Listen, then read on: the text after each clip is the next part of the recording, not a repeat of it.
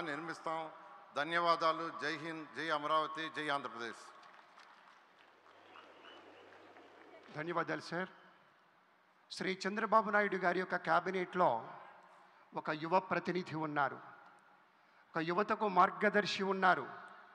యువగళం పాదయాత్ర పేరుతో 226 రోజుల పాటు 4000 కిలోమీటర్లు రాష్ట్రమంతా తిరిగి సదవగాహనతోటి ప్రజా ప్రత్యక్ష అనుబంధం కలిగినటువంటి నేతగా, ఆధునిక ఆలోచనలకు ప్రతినిధిగా, రాష్ట్ర మానవ వనరుల అభివృద్ధి, IT, communications, electronics, real time governance శాఖ అమాత్యవర్యులు శ్రీ నారా లోకేష్ బాబు గారు.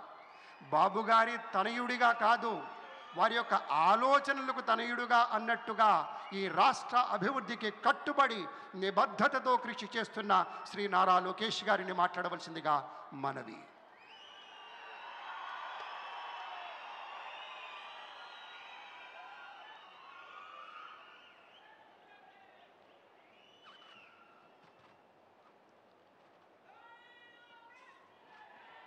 అమరావతి నమో నమః. అమరావతి నమో నమః.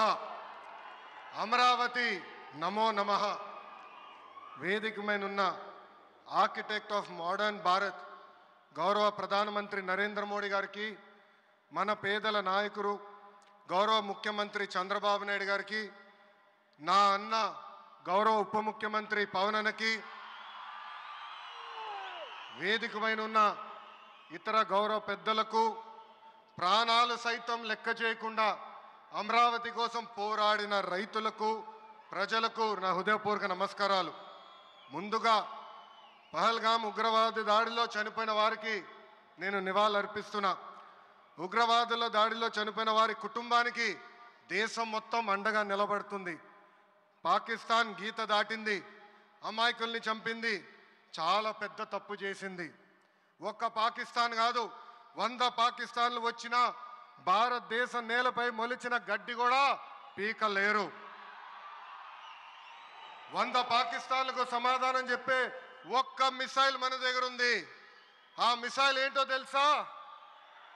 నమో గౌరవ ప్రధానమంత్రి నరేంద్ర మోడీ గారు. సింహం ముందల ఆటలు ఆడకూడదు, ఆడితే ఏమవుతుంది? మన సింహం నమో కొట్టే దెబ్బకి వరల్డ్ మ్యాప్లోనే పాకిస్తాన్ అని మిస్సింగ్ రావటం ఖాయం.